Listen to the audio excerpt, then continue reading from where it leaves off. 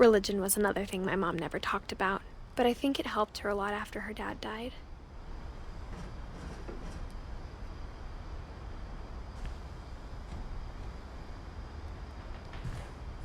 She spent a summer building houses in Calcutta, where she met my dad, Sanjay.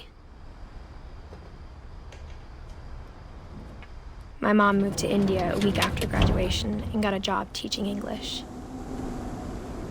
Louis was born a year later.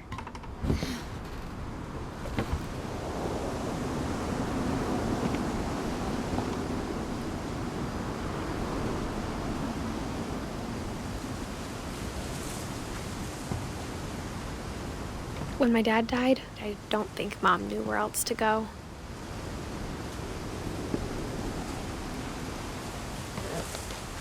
I'm sure Edie was happy to have her back.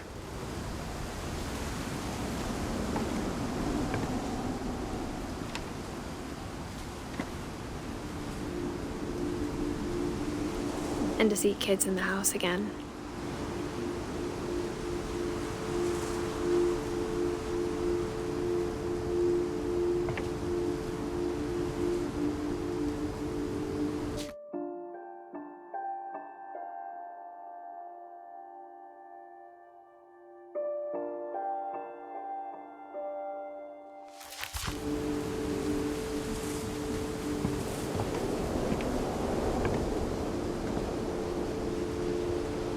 The house had to get a little bigger, but Edie was used to that.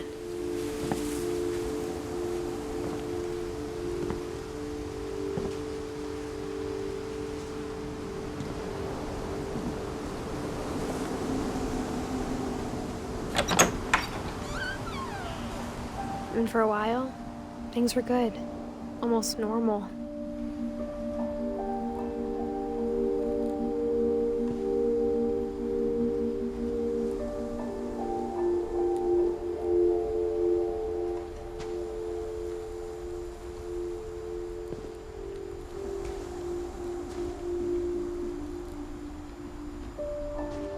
But it didn't last.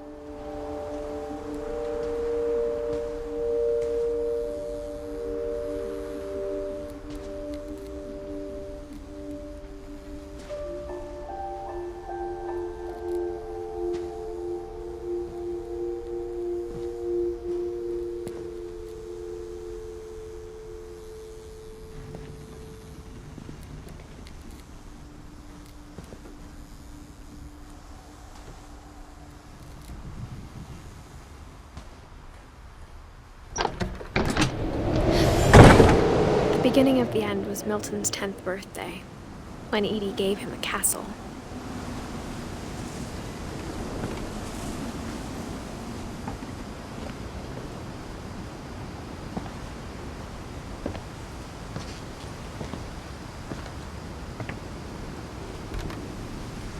After Milton disappeared, the only thing he left behind was a room full of paintings.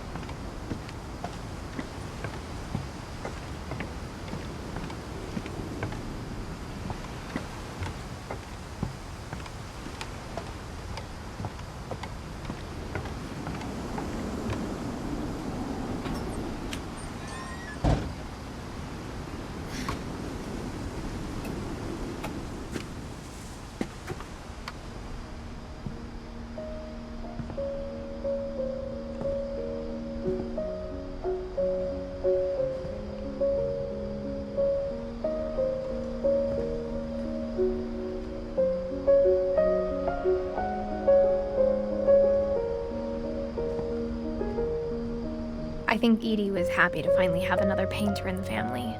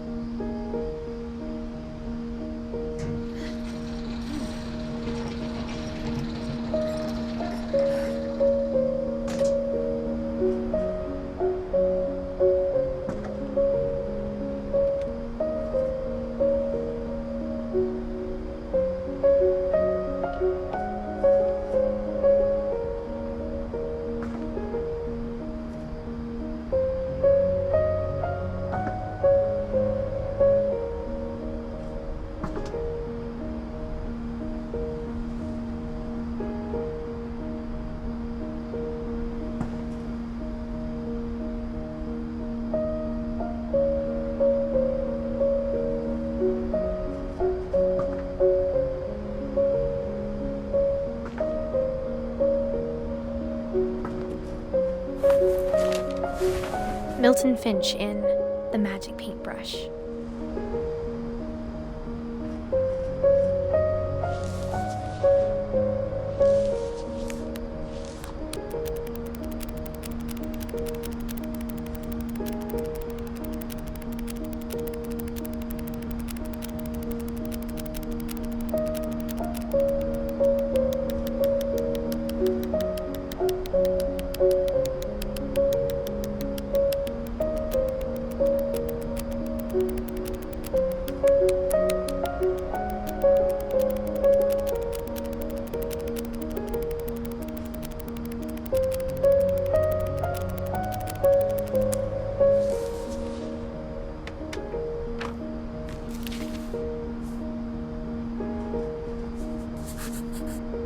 I was 4 when Milton disappeared.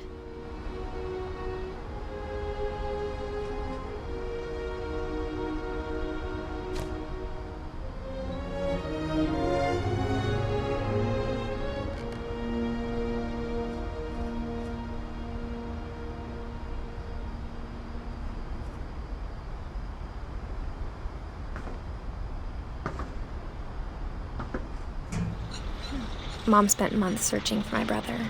Then she sealed the doors.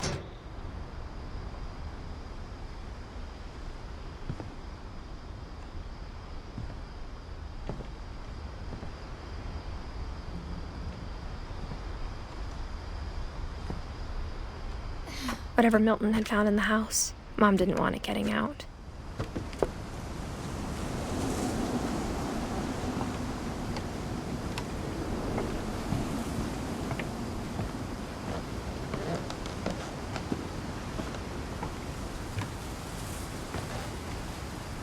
Mom definitely blamed Edie, but I think Louis blamed himself.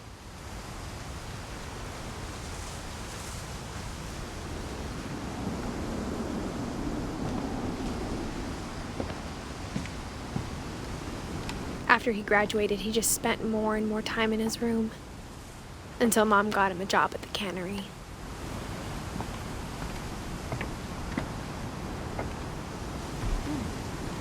Everyone always told me to stay out of Louis's room, except Louis.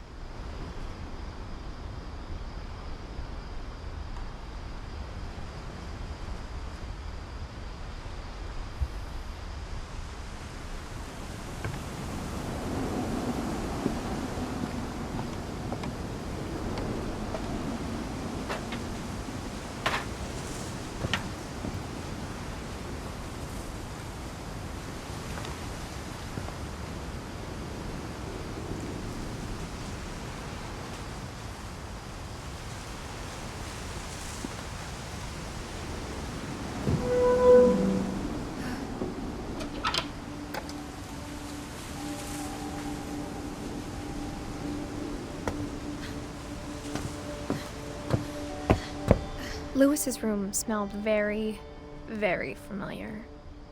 That part of him lived on.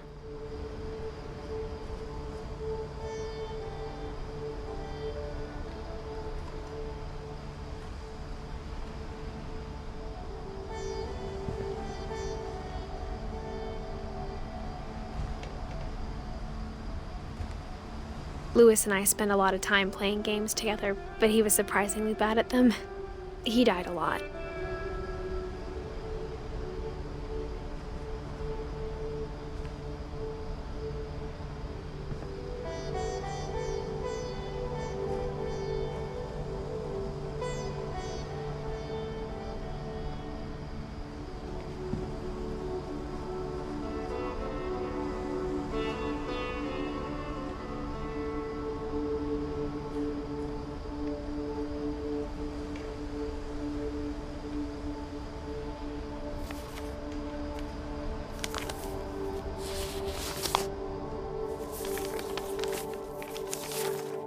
Dear Mrs. Finch, as Louis's psychiatrist, I can understand your desire for an explanation. As I see it, the trouble began in January, shortly after we convinced your son to seek treatment for substance abuse. Newly sober, I believe Louis first noticed the monotony of his daily life.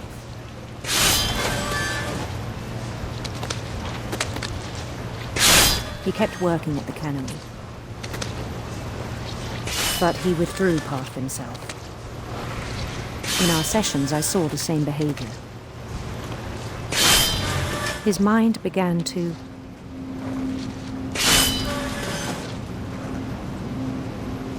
wander.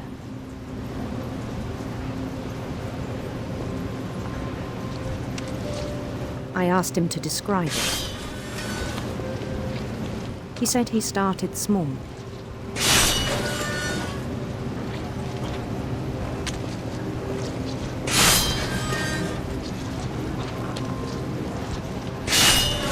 Imagining a labyrinth.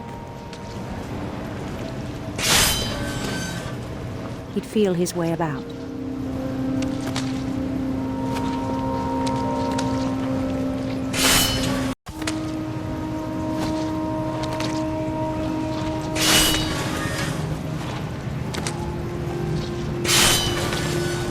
Then something moved.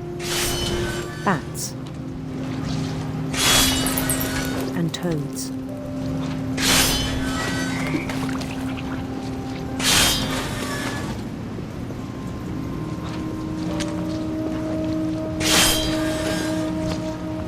And things that have not names. He knew it was all in his head.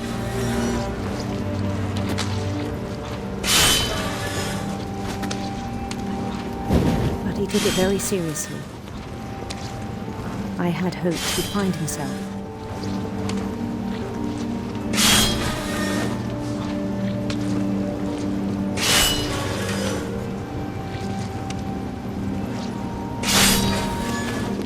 But he found something more.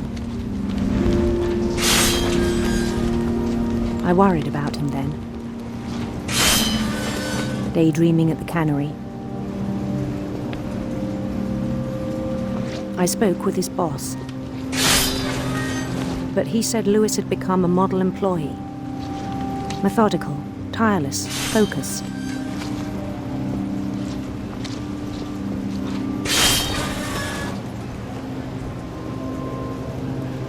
Like a whole new Lewis. So I let him go on.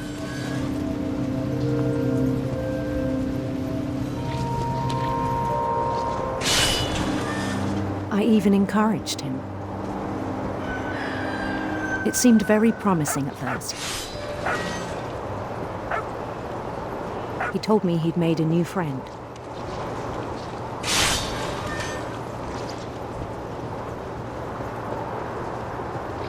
On the edge of a city he named Lewis Topia. He built the city up slowly, brick by brick.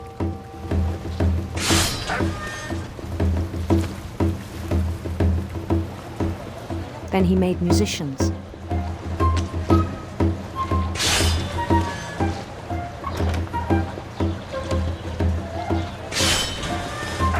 And songs for them to play.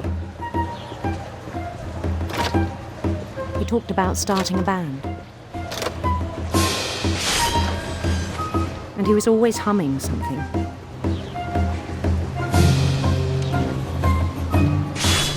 Every day his imagination grew stronger.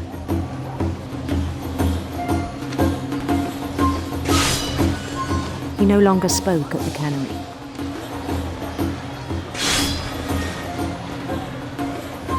But his chopping was as reliable as ever. Then one day it struck him that all the cheering crowds, even the stones under his feet, were all in his imagination, so he could do whatever he wished.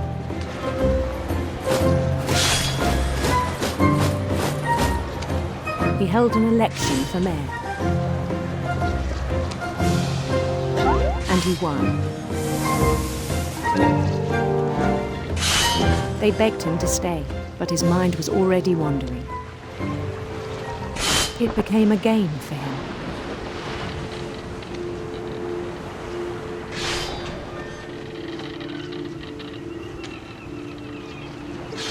He'd conquer a city, then immediately push on.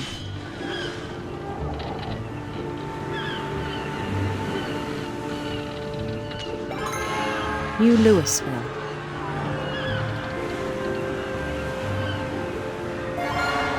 St. Louis. He started drifting away from our reality.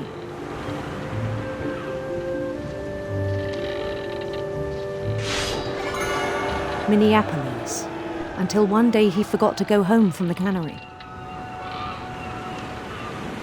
Even as his mother pleaded with him, part of Lewis kept sailing on.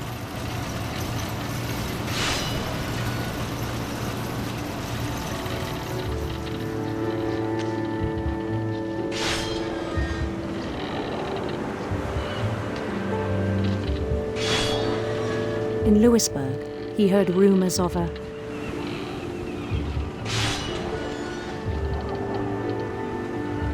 handsome queen.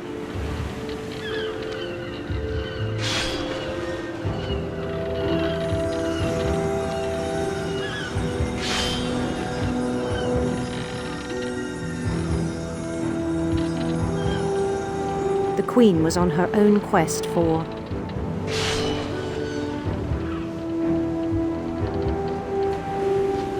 radiant rainbows.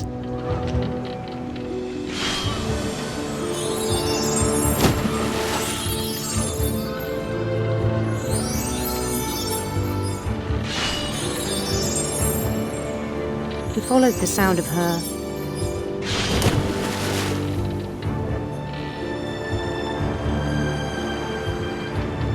silver harp.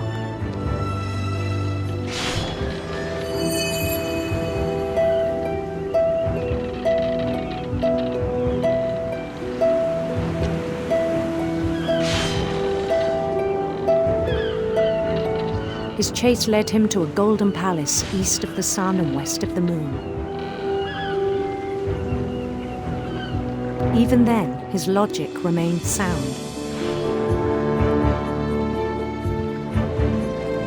He knew the world was all in his imagination.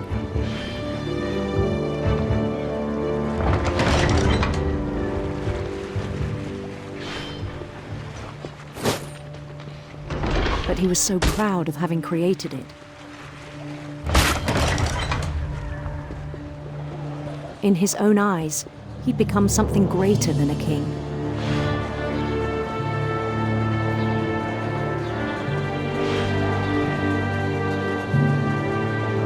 For someone who'd never known success in the real world, I think it was overwhelming. And then it struck him that the real Lewis was not the one chopping salmon, but the one climbing the steps of a golden palace.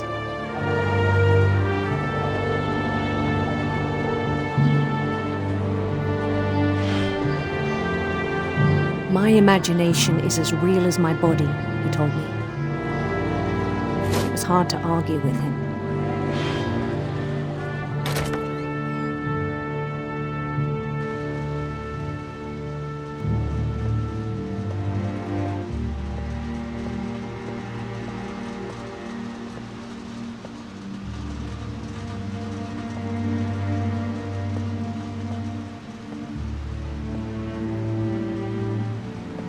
Began to forget the world we know.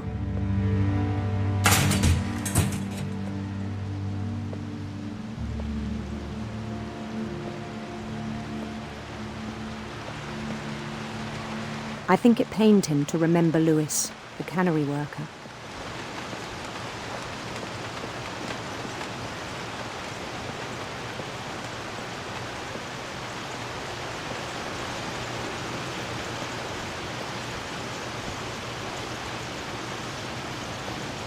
He began to despise the man with a royal contempt.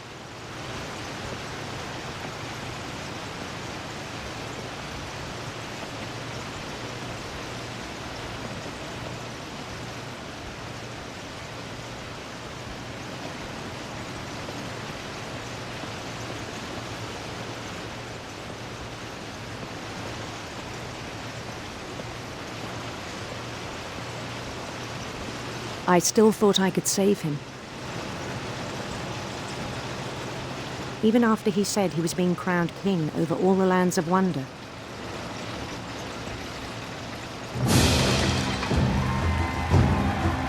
The palace would be packed with his companions.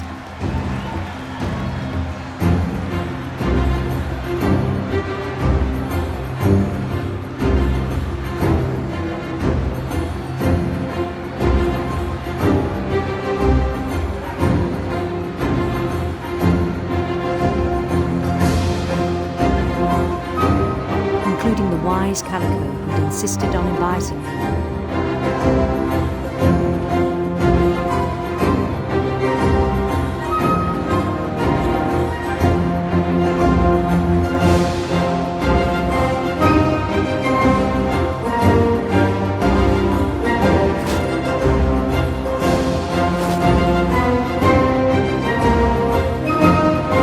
His queen waited, holding his crown.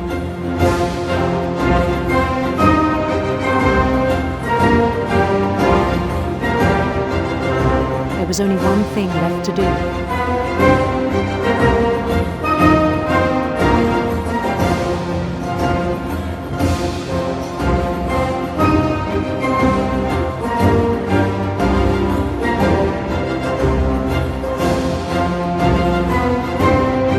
Bend down his head.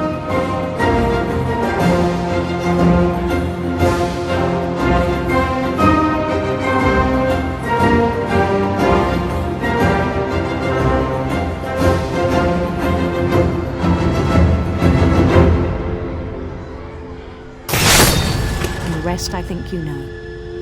Mrs. Finch, your son was a kind man who will be missed by all of us who knew him.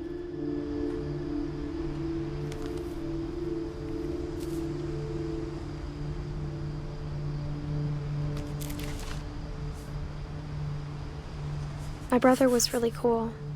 I wish you could have met him.